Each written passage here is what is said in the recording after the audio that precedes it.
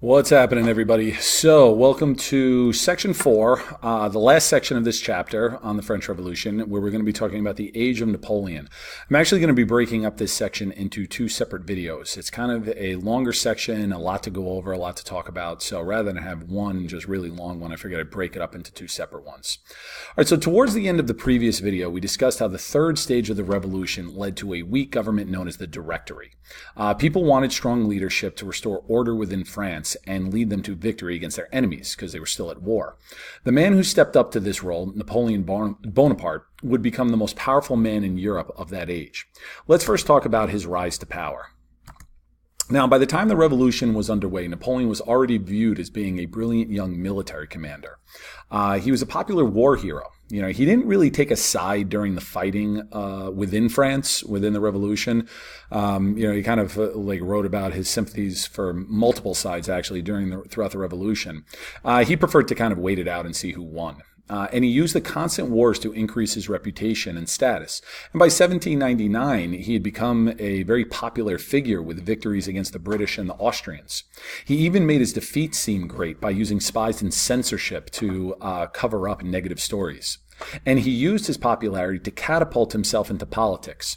And in 1799, he helped overthrow the Directory and set up the Consulate. Now, the Consulate was a three-man governing board. Here's Napoleon here in the center of it, the dark-haired gentleman. Now from here, he then took the next step of taking the title First Consul.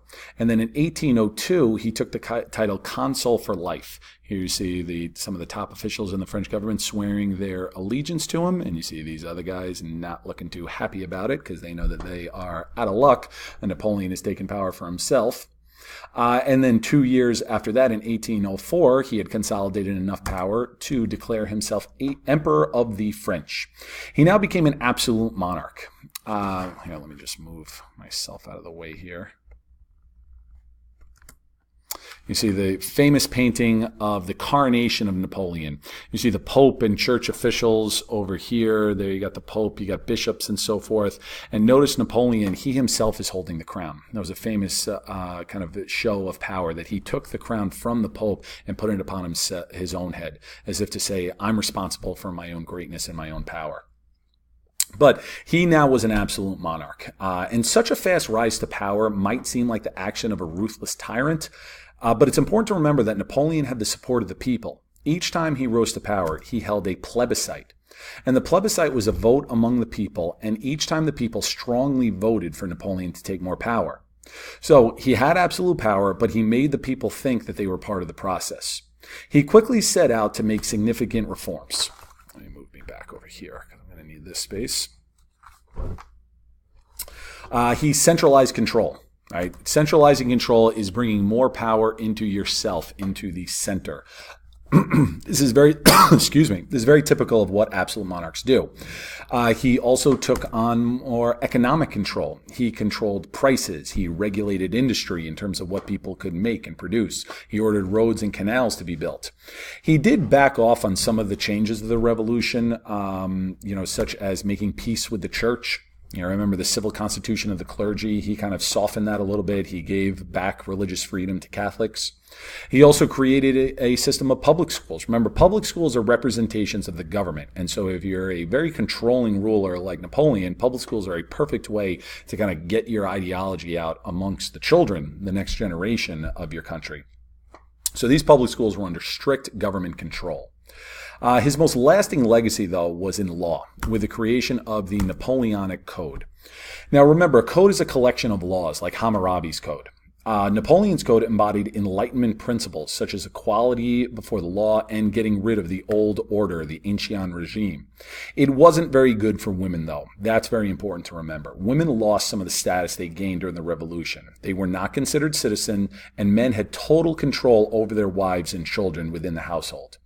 Now, being a military guy, Napoleon wanted to go out and flex France's strength by creating an empire. So that's what he did. And by 1812, he had built his Grand Empire. So you look at the map. Actually, I can leave where I am there. The empire included some parts, in the dark purple that were directly under his control, countries that today would be Belgium and the Netherlands.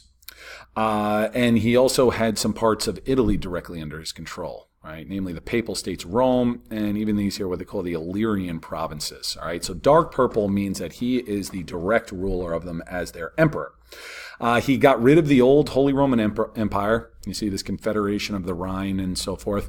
So the light purple, the Confederation of the Rhine, and Spain were areas that were indirectly controlled by him. He would make alliances, but he also put friends and family members of his in power. That's what he did in Spain. In Spain, he put his brother Joseph on the throne. So obviously, that means that they are now practically a part of the French Empire. The only major power outside of his control was Great Britain. All right. Notice how Russia is a kind of a neutral color here, because at the time he did make an alliance with them, even with Prussia and Austria. Even though they're going to be enemies for him in the future, he basically forced them into becoming his allies. But the only one that was actually at war with him was Great Britain up here. Now, Britain had a geographic advantage in that it's an island. You can't march your troops there. You got to send them in ships. So that's always given it some protection throughout history. Napoleon hoped to invade it, but he was defeated in a naval battle. Forced alliances. I should have put that part in there as well. He was defeated in a naval battle, so he tried to hurt them economically. He goes, if I can't invade them, I'm basically going to freeze them out economically. And he called this the continental system.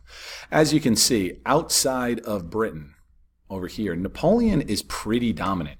He either rules it directly, indirectly, or he has alliances with every part of Europe at this time. So he forces all of these places to close all of their ports to British goods. Now, this did hurt Britain's economy, but you got to remember what Britain's strength is. It's their navy, and Britain's powerful navy allowed it to keep trade going so it wasn't ruined the way that Napoleon hoped it would be. All right, so that's we'll actually wrap it up here. We'll stop it for this one, and the next one we're going to talk about how even though Britain was the only one who was a direct conflict, that wasn't the only source of problem for Napoleon. But we'll pick that up in the next video.